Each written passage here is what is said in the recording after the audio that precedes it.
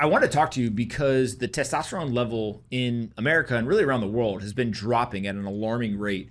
And there's a lot of debate as to why it's happening. Can it stop dropping? Can we actually reverse it? And there's a macro conversation around society's testosterone level, the average testosterone level dropping, but there's also what you can do on an individual level. And so maybe a great place to start is just like, why has testosterone been dropping so aggressively over the last couple of decades?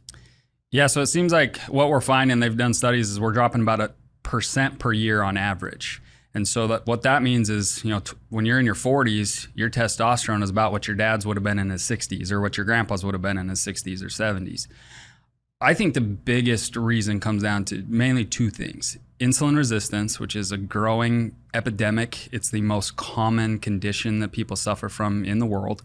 And then the estrogenic chemicals that are in our food. And so it boils down to basically we're getting poisoned every day by all these chemicals, and our nutrition is just not what it used to be. We're eating way more sugar, way more processed food, all the seed oils that we can get into, but it's lifestyle factors that are driving this down. So what is insulin resistance? Let's start there. Yeah. You're saying that's one of these two factors. What exactly does that mean?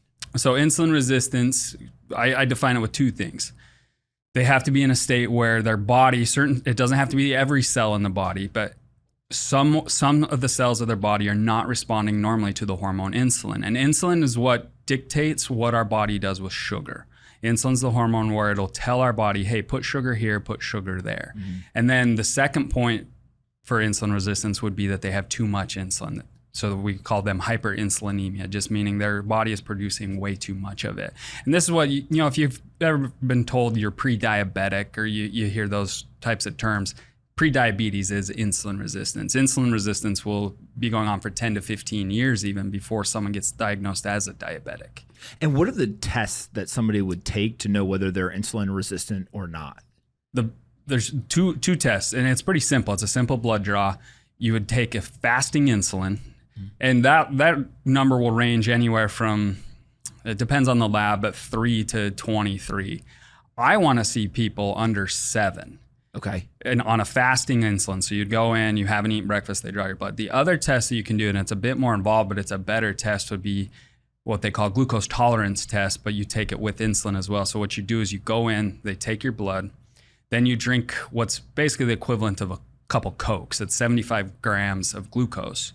And then every half hour or hour, depending on the lab, they'll take your blood again. And they're seeing how is your body responding to that glucose. Interesting. And for a healthy person, what would their body's response be? And then for an unhealthy person, what would that response be? Yeah, so for a healthy person, their number, I would want to see after a meal, on a glucose test, it's different, but after a meal, typically your insulin will triple. So if you're starting at 5 and we triple to 15, great, then we're just going to go right back down. But some people, I ran a lady's blood the other day and she's starting at 27. So now she goes and eats something like that, she's going to spike up to like a 75 or even to 100 if her insulin's not working because it can't get the blood out of the sugar. The sugar out of the blood fast enough.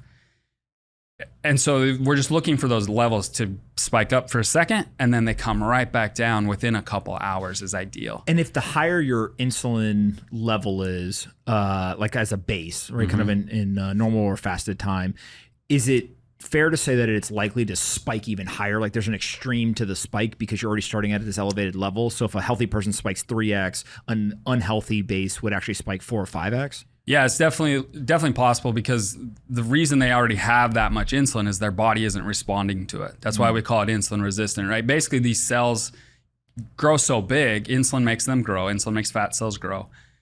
And it's the cell saying, I'm done. I can't take any more. And so then the pancreas, which is where insulin comes from, has to kick out more insulin to get the same response that it could have if these cells were responding normally. I told you before we started that like I'm not a doctor. I'm super, super naive when it comes to a lot of this stuff, but I've done enough reading online where like maybe I'm dangerous. And so is it fair to say that like a quote unquote healthy, skinny person that doesn't have these like inflated fat cells, is kind of how I would describe it, they can actually accept more insulin, process the insulin, and therefore their body is kind of working as designed. Whereas people who have the fat cells who have actually been kind of enlarged, that's where they are resistant to being able to accept the insulin. Is that like a good way to think about it? Yeah, we'd have to be careful with that anymore, because we're finding more and more that there are so many people who are skinny, they look slender, they look healthy, they're still insulin resistant. Interesting. Why is that? It all boils down to what they're eating. I mean, insulin resistance is driven by what we eat.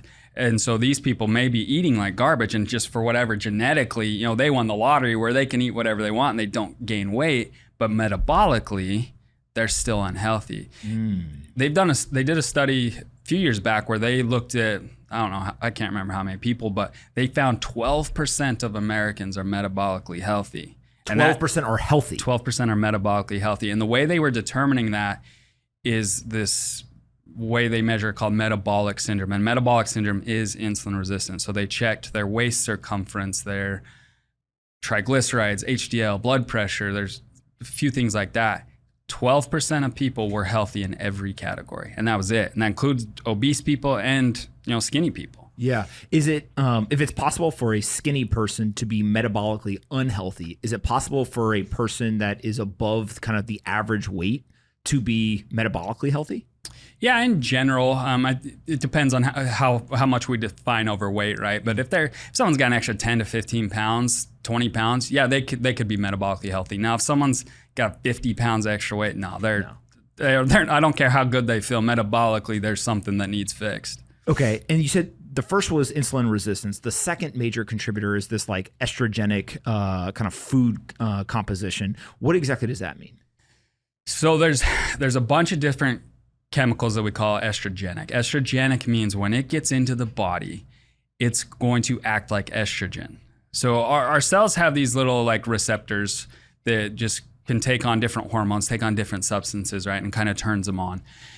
Some of these chemicals will get in there and they turn on our estrogen receptors. Now, how this plays in the context of testosterone would be, now as a man, I have a lot more estrogen activity than I normally should, which will suppress testosterone, right? Because the more estrogen in my body, the more my body is told don't produce testosterone generally. Essentially, yeah. The body is just in a state of higher estrogen. So the brain thinks, oh, I don't need to produce testosterone right now, because estrogen is converted from testosterone everywhere.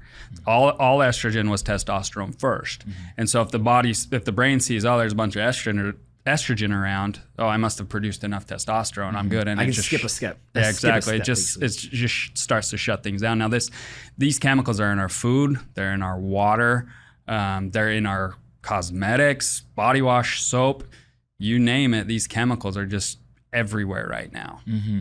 And why is that? Is this the food companies that are putting it in there? Is it just like a natural byproduct of them trying to, I don't know, refrigeration or the way that we filter water, or like it's not like things that are actually made to enhance your desire for the food? Like, how much on the spectrum of conspiracy theory maybe do you think the actual increase in estrogen in food is?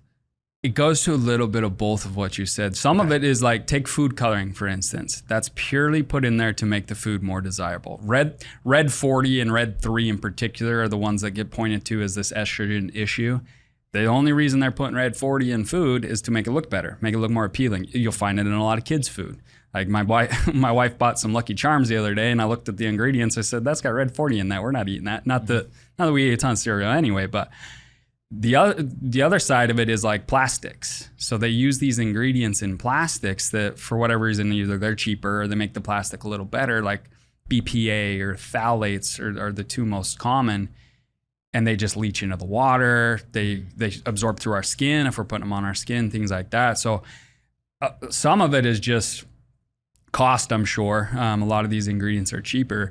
And a lot of these ingredients have been banned in other countries. You look at the EU and even China, places like that, they have banned a lot of these things. In America, we're not big on banning things, and I'm for that generally, but some of these chemicals we just shouldn't be using.